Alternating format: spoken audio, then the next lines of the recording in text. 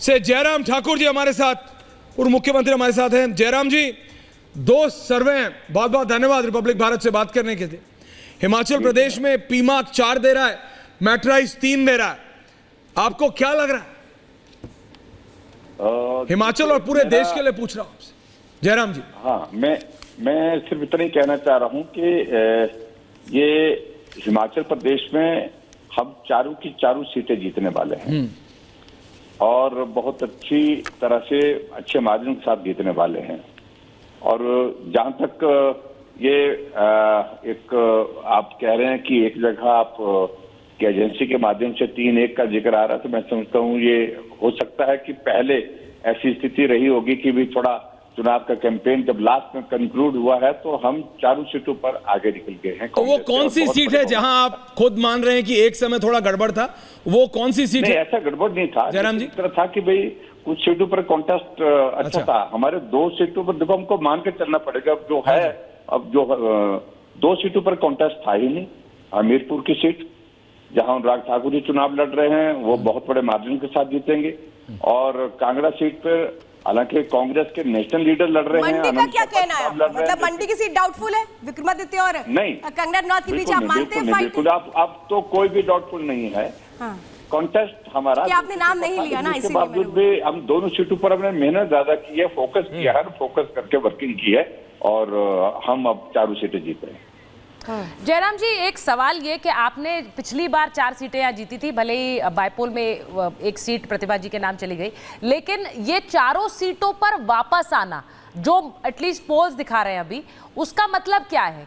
ये वोट वहां पर नरेंद्र मोदी के नाम का वोट है, क्योंकि सरकार तो इस वक्त वहां पर कांग्रेस की है।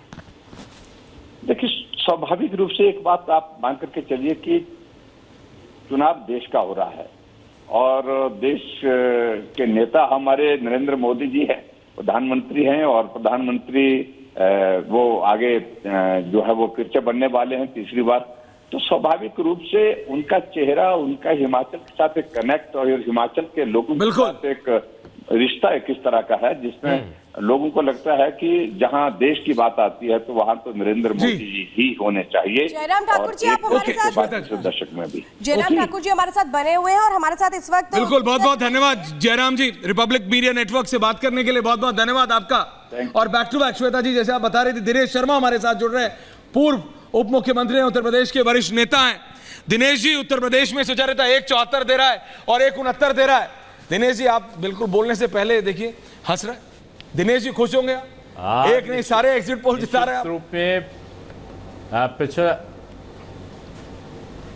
पिछला रिकॉर्ड टूट रहा है, उत्तर प्रदेश में भी टूट रहा है, पूरे भारतवर्ष में भी टूट रहा है, और जो मोदी मैजिक है वो सर पर चढ़कर बोला है। और जो विपक्ष के जो षड्यंत्र थे, जो उनका झूठा प्रचार था, उसको जनता ने मुंह तोड़ जवाब दिया है। और आप देखेंगे 4 तारीख को फिर से हार होगी, खटाखट खटाखट खटाखट, और ये विपक्ष में लड़ेंगे फटाफट फटाफट। और क्या है कि झूठ बहुत समय तक टिक नहीं सकता है, लेकिन सत्य जो है और मेहनत और समर्पण जो है वो निश्चित रूप में एक उसका अलग भाव होता है।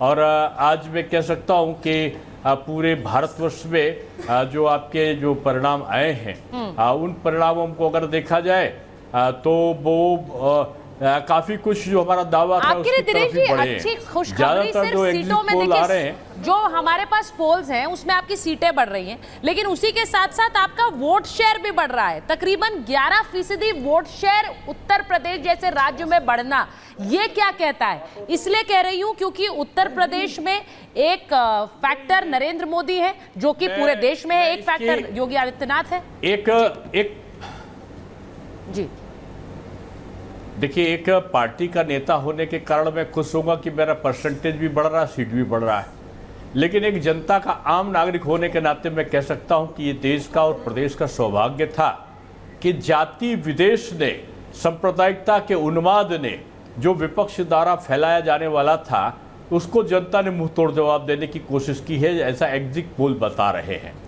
और मैं बिल्कुल विश्वास के साथ में कह सकता हूं कि जो विकास का मुद्दा था, माननीय प्रधानमंत्री और योगी जी दोनों ने जिस प्रकार से एक समन्वित भाव से काम किया है और केंद्र में नड्डा जी बिल्कुल। के नेतृत्व में अमित शाह जी की बिल्कुल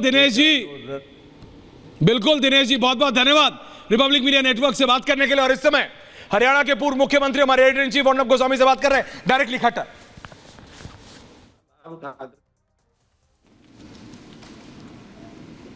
जी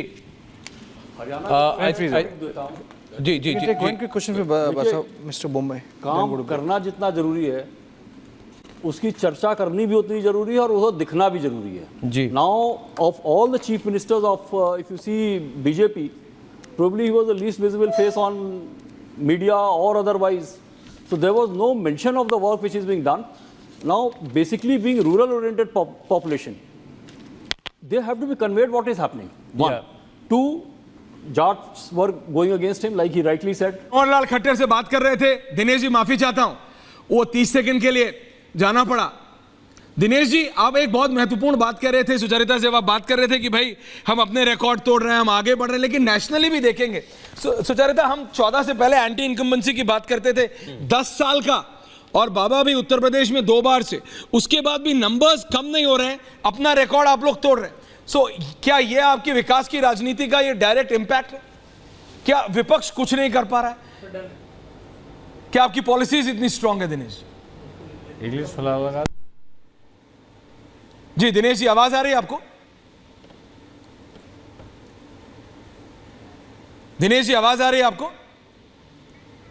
जी सुचारिता मेरे को लगता है ऑडियो नहीं आ रहा है, वापस जाएंगे उनके पास, लेकिन एक बार नंबर्स दोबारा। जी आपने बात बोली है ये उत्तर प्रदेश के कॉन्टेक्स्ट में, खासकर उत्तर प्रदेश में जिस तरह से नंबर्स एक 2014 के बाद नंबर्स थोड़े से गिरे थे 2019 में, उसके बाद बहुत से लोगों का स्पेकुलेशन यूपी को लेकर बहुत ज्यादा था। आमतौर पर सब लोग आम चर्चाओं में भी आप लोगों से मिलते हैं, जाते हैं, हम इलेक्शंस कवर कर रहे थे, हम ग्राउंड पर थे, तो लोग बोलते थे 80 में से कितनी आएंगी बीजेपी की। तो अगर ये प्रोजेक्शन देखें, मृदुला आप अभी बनारस से आए हैं, इस प्रोजेक्शन पर बात करिए, क्योंकि ये उनकी सीटें फिर से बढ़ना 19 के बाद, ये अपने आप में, और वोट शेयर भी बढ़ना, मैंने कहा 11%, ये क्या दिखा रहा है? It is Modi factor, it is also Yogi factor in UP. बिल्कुल ये फैक्टर तो है ही सुचरिता, लेकिन जब 2019 के आंकड़े हम उठाते हैं तो एक अलग तरह का गठबंधन था मायावती का और समाजवादी पार्टी का। अभय जी कुछ कहना चाह रहे हैं, इसमें ऐड ऑन करें, उसके बाद मैं कंप्लीट करूंगा। जी ऐसा है कि 2019 में बीजेपी का 9 सीट घटा था, लेकिन 7% से ज्यादा वोट बढ़ा था। Mind it,